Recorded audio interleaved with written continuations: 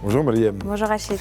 La presse qui nous dit que le Maroc structure son industrie du cannabis thérapeutique. Oui, une structuration à travers une offre disponible et encadrée. Et oui, c'est ce que nous partage aujourd'hui tel quel à travers l'annonce du directeur général de l'ANRAC, qui est l'Agence nationale de réglementation des activités relatives au cannabis. Alors, l'annonce a été faite samedi dernier lors de la première journée scientifique sur l'usage du cannabis, avec 140 produits aujourd'hui fabriqués par cette industrie qui servira donc à la pharmacie. Mais aujourd'hui, ils sont aussi disponibles, ces produits dans plus de 600 points de vente. L'agence confirme également que le cap agricole et industriel est franchi. Mais problème est que sur le terrain, l'usage reste encore, je cite l'article, encore timide. Et pourtant, le potentiel médical est énorme, notamment en neurologie, gastro-entérologie et rhumatologie. Le tout évidemment dans le strict respect de la réglementation et des exigences scientifiques. Alors, comment se fait-il tout de même que malgré toutes ces promesses, le cannabis thérapeutique cherche encore sa place dans les cabinets médicaux?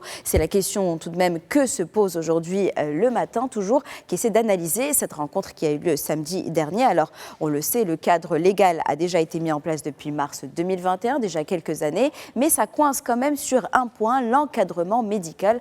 En effet, les experts réclament d'urgence une liste nationale des maladies cibles, des protocoles standardisés et des guides de bonne pratique pour accompagner les médecins. Et pour justement débloquer la situation, la recherche s'organise. D'ailleurs, la faculté de médecine de Casablanca va lancer une formation universitaire certifiante pour former les praticiens, avec en prime la création d'un prix annuel pour doper les études cliniques. Car on le sait, il y a réellement une demande quand on voit les chiffres en hausse, mais il n'efface pas les défis à venir. C'est du moins le constat partagé par le brief aujourd'hui. Pourquoi ? Parce que entre promesses de revenus qui vont décoller pour les paysans et ambition industrielle, est-ce que le secteur va réellement décoller ? Le Maroc aujourd'hui cherche l'équilibre entre sécurité sanitaire et montée en gamme et surtout développement des territoires. Obstacle cette fois-ci, la transformation locale, parce que faire pousser du cannabis c'est bien, mais la vraie valeur ajoutée se joue dans l'extraction et la formulation de produits haut de gamme. Deuxième défi, l'équilibre social. Et oui, il faut passer d'une économie informelle au légal, ce qui impose un parcours du combattant au cultivateur. Ils doivent donc se former, ils doivent respecter des conformités, des semences, traçabilité aussi, c'est une question importante. Il faut qu'ils mettent en place des contrats obligatoires. Mais malgré l'ensemble de ces défis et obstacles, comme le clôture l'article de brief, la machine est désormais lancée.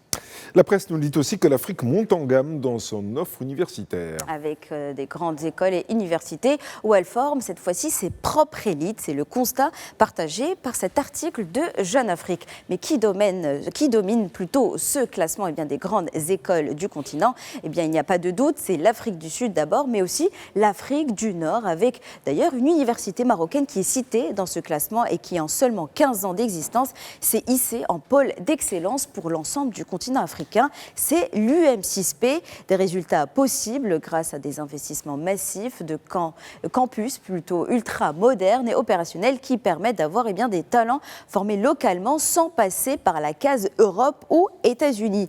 Des étudiants que l'on veut donc former localement, mais qui restent tout de même célébrés pour leur formation à l'étranger. Et d'ailleurs, le 360 revient sur ce chiffre impressionnant. Aujourd'hui, le Maroc a 57 élèves admissibles à Polytechnique et ils viennent tous de lycées d'excellence marocains qui franchissent encore une fois un nouveau cap. Pourquoi ? Parce que 57 élèves, c'est 14% de plus que l'année précédente. En somme, c'est un système marocain aujourd'hui qui forme de futurs ingénieurs qui sont courtisés, encore une fois, par les écoles les plus prestigieuses au monde. Mais derrière, on le sait, ces vitrines d'excellence, le quotidien de la masse étudiante reste tout de même précaire.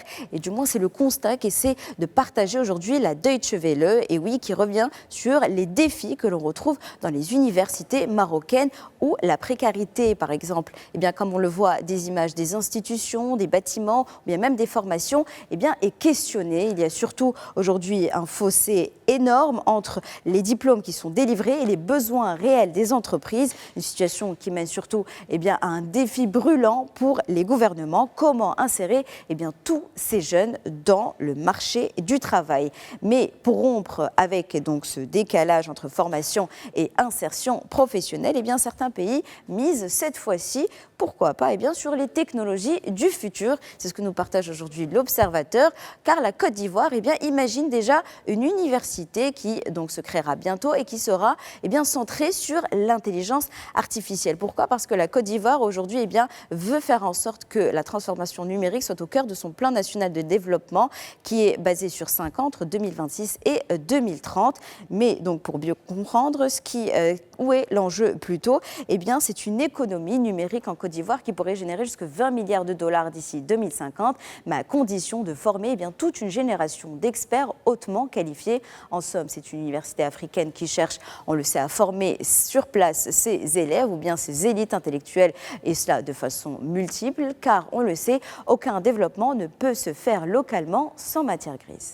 Le jour du dépassement est prévu pour le 30 juillet. Dans exactement, Rachid, 52 jours, nous aurons épuisé eh bien, tout ce que la planète est capable de produire en ressources en un an. C'est la date que nous partage aujourd'hui Ouest France, exactement le 30 juillet. Pourquoi ?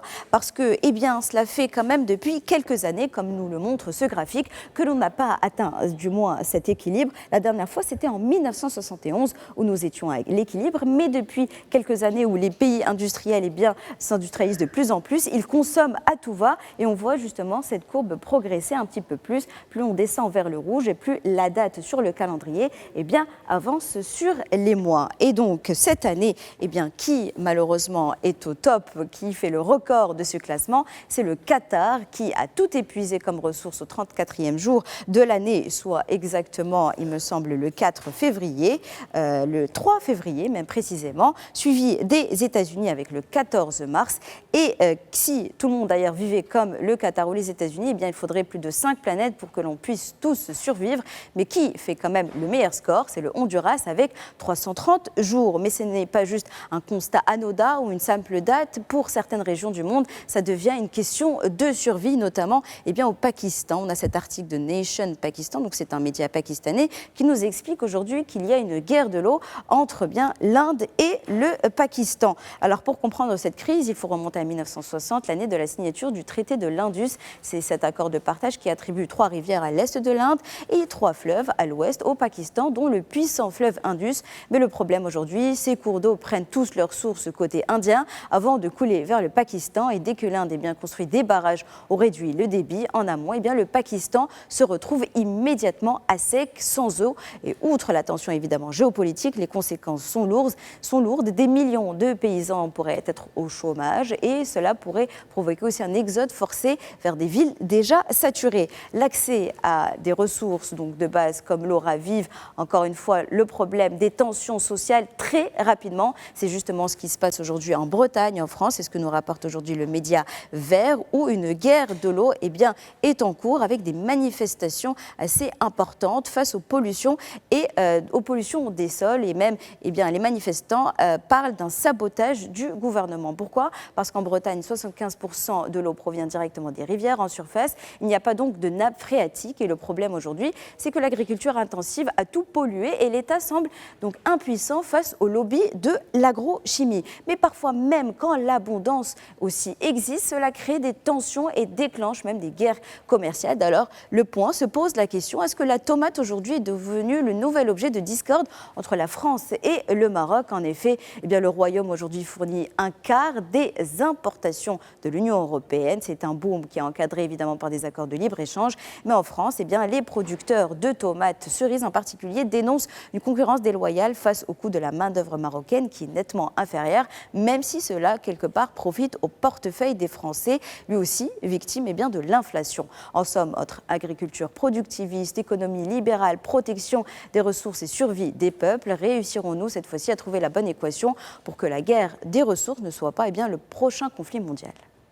Nous sommes aujourd'hui, Mariam, le mardi 9 juin 2026. Quel autre 9 juin peut-on retenir dans l'histoire? Alors je vais vous raconter, Rachid, l'histoire d'une journée consacrée aux traces du passé, car nous sommes le 9 juin 1948, mais ce jour-là, sous l'égide de l'UNESCO, est créé le Conseil international des archives, ce qui fait que le 9 juin est aujourd'hui la date officielle de la Journée internationale des archives. À travers elle, une volonté, préserver les traces du passé, car depuis toujours, les archives accompagnent les sociétés humaines, elles conservent les décisions des États, les correspondances, les traités, les cartes, les récits et parfois même les preuves des grandes injustices de l'histoire.